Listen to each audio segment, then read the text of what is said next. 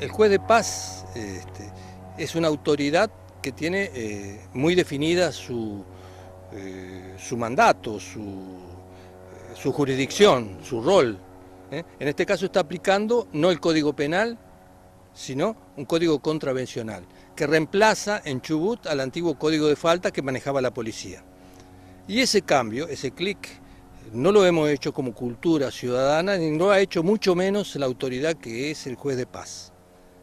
El código contravencional es un lugar para buscar la conciliación en conflicto entre vecinos. Si aquí había un conflicto entre el señor intendente del Hoyo, Mirko Sudruk, que se consideraba agraviado porque un grupo de 120 personas le pedíamos dialogar con él y le pedíamos de alguna manera con énfasis que se ocupara del tema de la trata, nos tenía que haber acusado a los 120 personas y a todas las instituciones que estábamos presentes, no solamente a una persona como chivo expiatorio de toda esa causa.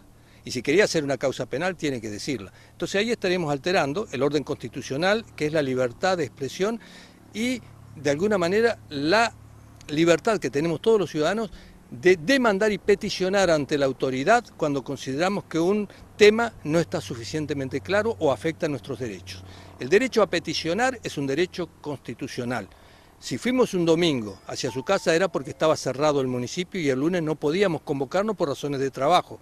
No fuimos a hacer ningún tipo de agravio a la casa del intendente, fuimos a dialogar con él. Cosa que hicimos durante un minuto o dos porque después se alteró todo y se comenzaron a cambiar figuritas entre el intendente y otras personas que tenían problemas previos que estaban allí en el grupo y porque hubo una inscripción en un cordón de la vereda, que yo no la vi prácticamente porque estaba ocupado en ese momento charlando con el intendente, no vi porque no estaba en primera fila ahí para ver lo que pasaba, pero de alguna manera todos los que estábamos ahí éramos solidarios de lo que estaba sucediendo. Y creo que en ningún momento hubo la decisión no sé, de insultar, agraviar o manchar a la reputación, la fama, porque era un tema que nos convocaba todo el de la trata y todavía nos convoca. Claro, la reacción solidaria de todas las organizaciones que participamos y demás fue en apoyo a la colega esta y además nos sentimos todas las instituciones que estamos ahí agraviadas. Se habló todo el tiempo contra los derechos humanos, esos derechos humanos se hablaba en la radio local y en los pasillos y en la prensa, como que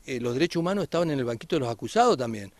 Y eso me retrotrae a la época de la dictadura, a la época del autoritarismo. El juez de paz en ningún momento en la audiencia previa, donde estaba Nora Corbalán con su abogado defensor, el doctor Mano Salva, estaba yo presente y después otros vecinos que ingresaron, pero los que estábamos ahí vimos cómo el juez no presentaba el expediente, no daba a conocer la acusación formal. En ningún momento dijo, y están ustedes también, no solamente la Nora Corbalán, sino usted, Julio Saquero de Derechos Humanos, Paul Wisman del Nuevo Encuentro, del Espacio Político, y otros que no mencionó, y había un expediente de 30 páginas de acusación. ¿Y quién hacía la acusación, la policía o el intendente?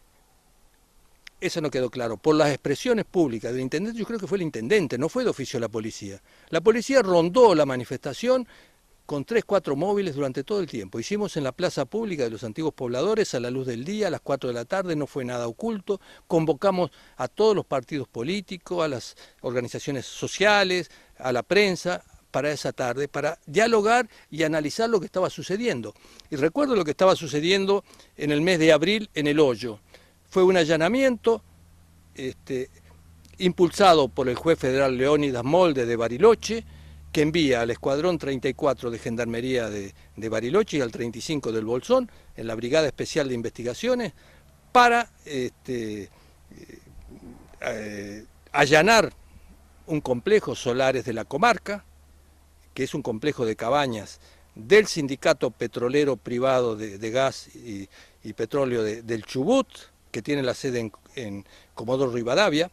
El empresario a cargo de esa construcción de 37 cabañas es un señor Daniel Cris, que ha tenido ya otros episodios muy graves a nivel social, tanto en Pueblo como en las Huaytecas y en otros lugares donde ha estado, con sus obrajes, donde han pasado, no digo hechos similares, pero muy cercanos a esto que sucedió acá en la Catarata, donde el constructor o el administrador, perdón, el constructor era el señor Cris. El dinero lo puso el sindicato privado de petróleo. Puso algo así como 47 millones de pesos que le dio por adelantado al señor Cris para que construyera 37 cabañas. El costo sería 1 millón y pico cada cabaña. Si uno habla con un constructor promedio de la zona, sabe que por 250.000 pesos se puede construir una cabaña excelente o más o menos. Yo supongo que adentro deben tener baños de oro esas cabañas. Todavía Jorge Loma Ávila, el actual secretario general del Sindicato de Petróleo en Comodoro, dice que eso es cuestión del anterior secretario, un señor Mansilla, que sería muy amigo de Cris, que fue ese, y que habría un vuelto que nunca vino en las arcas del sindicato. Pero eso es un problema de ellos. Sí. Lo cierto es que se ha hecho una inversión millonaria acá. El dueño de las tierras en el complejo de la Catarata era el señor Mario Breide, que es el actual administrador de ese complejo. Durante toda la construcción fue el administrador y co-constructor. Él construía una parte, Cris construía la otra. Y él vendió sus tierras. Y entiendo que esto durante la última parte de su gobierno en el municipio hizo este trato para hacer... Y actualmente sigue al frente de ese complejo. Así que por orden federal, con la intervención de Gendarmería Nacional, se produce ese hecho donde se detiene a una persona, se liberan 2 jóvenes, mujeres, una menor de edad y la otra, y una tercera que nunca se supo exactamente si se había escapado, si no estaba allí, que había desaparecido, y se encuentra a 30 o más obreros que eran de proveniencia de Perú, de Bolivia, de Paraguay, que estarían en situación de ilegalidad y en forma negra, que es también algo que se hace a la explotación laboral en negro, esclavitud laboral. Lo otro sería el delito de trata, si se prueba y se comprueba, expuestas a prostitución o a delitos sexuales, agravado por la esclavitud directamente, ¿no? Por la privación ilegítima de la libertad.